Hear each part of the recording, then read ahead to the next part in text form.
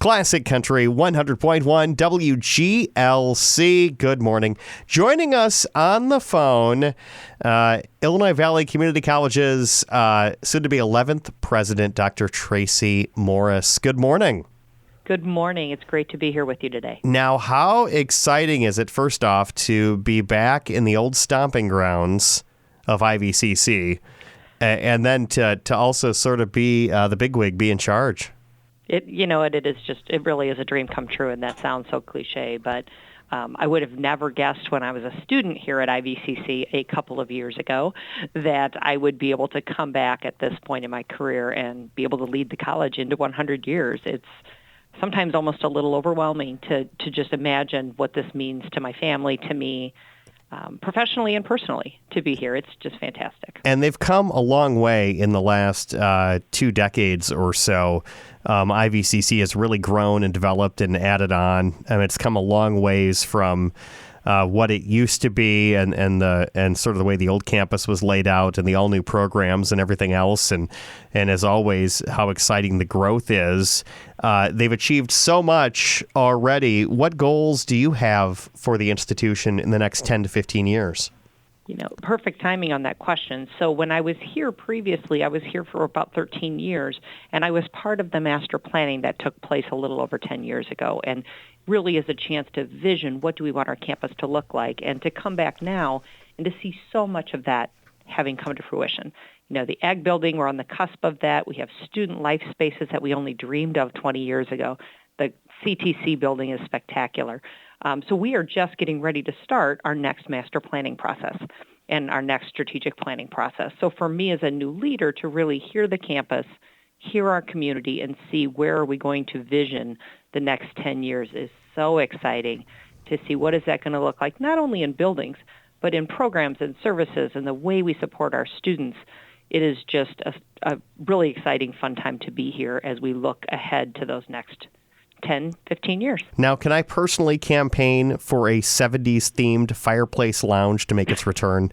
Because I need a room where I can fall asleep between classes and spill an entire bottle of Mountain Dew in the carpet. I need that experience. We still have the fireplace lounge. We did have to take the fireplace out. Yeah. But we are petitioning to put a new fireplace in, although it really just has not been a student space. But I hear you on that. Yeah. For me, it was those lounge spaces between buildings or being in the cafeteria and maybe playing cards once in a while. I loved the long benches under the stairwells, too. That was you could get dibs on one of those. You were set if you had time between classes. I had forgotten about those. That's a great, interesting use of space. So, as we look at space utilization, maybe we'll upgrade a little bit from what we maybe had in the 70s, 80s, and 90s. But put a couple of outlets there, of course, because that's the deciding factor now. You make sure you get electricity. Yes. Outlets everywhere, comfortable seating. But today, just walking through the building, in between buildings, where it used to be just kind of blank space and people would hang out, we have right now an art show, a student art show for our students as well as local high school students. If you go between buildings D and B, there's Student Nurse Appreciation Week activities. So it's really been kind of interesting and fun to see how we've not necessarily transformed architecturally, but the way that we spotlight our students is just really a fun part of being here. And let's talk a little bit about how we're getting those students ready for the future with the way you guys have partnered with area industries. And that's been incredible to me, how, the windmill, those engineering things that you guys have had in place, and now the cannabis production, things like that. What other industries do you think in the future would be partnered with Illinois Valley Community College? We're always open to looking at those opportunities. Just last week, we had some of our chief manufacturing executives here partnering with, high school superintendents, local community leaders, chambers of commerce, manufacturing, and then, of course, our team under Jennifer Scarry and Dr. Shane Lang, really to start talking about what does that look like. And as the government really has put an emphasis on apprenticeships and being able to find ways to pay our students while they're learning, the earn and learn model is really where I see a lot of growth. So I think the way we have, looked at our ag program and kind of enhanced and changed to include cannabis production, the way we looked at dental assisting, enhanced and changed to now be on the cusp of offering dental hygiene, those kind of conversations that just continue to evolve and grow is what's so amazing about community colleges, because we are more nimble. And so I don't think we even know what some of those careers will be 10 years from now. And that's what's so fun and exciting to be able to see as manufacturing and clean energy, local businesses are doing stuff with carbon capture and hydrogen and, areas that are on the very cusp of becoming big. As those build, our businesses look back to us as the community college to say, how can we train our workforce? And that's just a great opportunity for us to partner. And you talked about money, and let's really talk about the fact that, for the most part, tuition rates have been stable at IVCC. You guys haven't had to do any massive increases or anything like that. And there's always been talks of having more state and or federal funding to make community college basically free for high school students coming out of high school. There's been talks about something like that. How would something like that affect you guys if that sort of came into fruition, where community college was sort of a benefit that was afforded to pretty much anyone in the public education system? I think the state legislature right now is being very proactive for the first time in decades on trying to take steps in that direction. So with the current budget discussions in place, there's some significant enhancements to MAP grants, which will essentially make community college free for those who are below the median income in the state. Now, that doesn't make it free for everyone yet. I would love to see something that would help more and more students be able to come through our doors without having to take on that debt.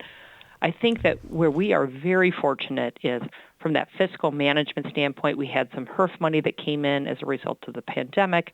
We've been really aggressive with some grant opportunities that we've been able to keep our tuition significantly lower. And so for students who are looking at, medical school, law school, professional school, 2 years here makes a significant impact in their overall debt.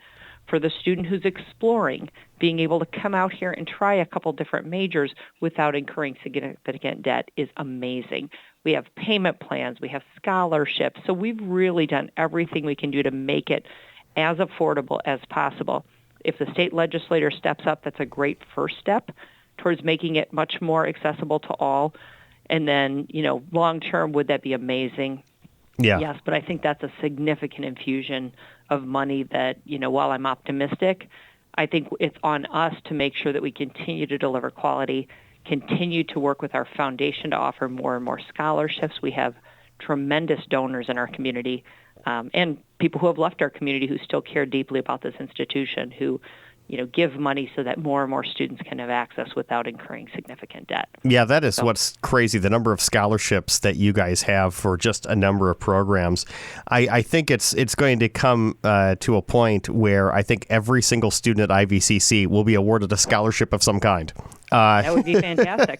That'd be fantastic. And I think what's so unique is if someone were to look at our scholarships on our webpage, they're not always just for the top students, although we do have those. We have great endowments that for the valedictorians, salutatorians, and top 2%, they basically can come here with no cost at those scholarships that have been generously donated. But there's also some where the donors say, we don't want the top student. Yeah. We want someone who's maybe more of a average student. We want to make sure they have what they need. Or we want them, if they're an adult student, regardless of GPA, we want them to have what they need. So the donors really have given us a broad base of great opportunities, and seeing the students at that scholarship dinner every year is just one of the highlights. I can't wait for it this fall. Well, if you'd have pulled up if you'd have pulled up my transcript from back in the day, I could have used a few of those scholarships. It was not. I didn't study as hard as I should have. I apologize for dragging the average down. Come a little later in education to that realization of how important it is. Love seeing those driven 18-year-olds who come here knowing exactly what they want to do, and they're working and studying hard. And that's not always the case for traditional age students. And then we see them come back as adults who are extremely dedicated. And so it is really interesting to see how many people tell that same story. Yeah, and what is taking it more seriously? Yeah, and what is, because I know the age range is incredible. Do you happen to know offhand about who the oldest enrolled student is? by any chance? No, I do not. Yeah. I do not. That's a really interesting trivia question that I might want to know. Yeah, because I do know that our average age is around I don't have it in front of me, but it's around 24 to 25. It has fluctuated over the years. But for every 18-year-old student, we have a significant number of adult students who are coming back. And my mom was a non-traditional student here at IVCC, and my grandmother came back in her 40s and got her LPN. And, I've seen those stories of those adult students who come back and just are so thankful. They're nervous at first, of course, but they come back and they're so thankful to be able to do that. And they kind of almost become parent figures in some ways to some of our traditional students, and they form really tight bonds, which is great to see. I think about maybe going back myself. Not necessarily to enrich myself for more education. I just want all the college student discounts I can use with the IVCC email address. So we have lots of classes you can take to enhance your learning and then be able to have those benefits. But we want you here to come and learn. We've got some great opportunities. Come on over and check out all the different courses. Now, I'm not going to be one to try to sway you on what you should do in the future, but I have some ideas drawn up I'd like to share with you for what I'd like to have IVCC do in the future. The big one, and I know it's probably going to be a budgetary concern, those parking lots are really way too far away. So I'm thinking like a loop monorail system. I hope you have some great money to donate to help make that infrastructure. It is really important because I've seen that, and I've worked at several different colleges now in my career. And when we built the buildings, we built them overlooking the cliff, which is beautiful in the fall and in the spring. Absolutely beautiful to look out the back window and be able to see. During the fall, you can see parts of the river. But logistically, it's not very user-friendly. So then, had we moved it out and circled us with parking, it would have been much more efficient. Now, I will say that parking lot 7, which is on the side closest to Orlando Smith Road, that parking is much closer to get in the building. You may walk a little farther inside, but it is definitely quicker to get into the building when it's cold. And the nice part about the back parking lots is when nobody's there and there's a light snow, that is some excellent donut area. Just saying. Well, no. But what I have seen is we have had people come out and bring their teenagers out to teach them how to drive in that snow in an area that is safe. Yeah. And they can learn how to stop a little bit. So there is some benefit to that. But IVC Security, by the way, is on line 2 now, calling us to end this conversation at once. Yeah, please don't go out and just do donuts for fun. But it is an opportunity to learn. And it's great for our truck driver training. Oh, yeah, absolutely. To have such great space to be able to do some of their training here before they take out onto the road. So that's been a great partnership that came into fruition as I was still here. And just to see that program continue to be strong is really great. Yeah, the truck program is great. And again, you've touched on the ag program.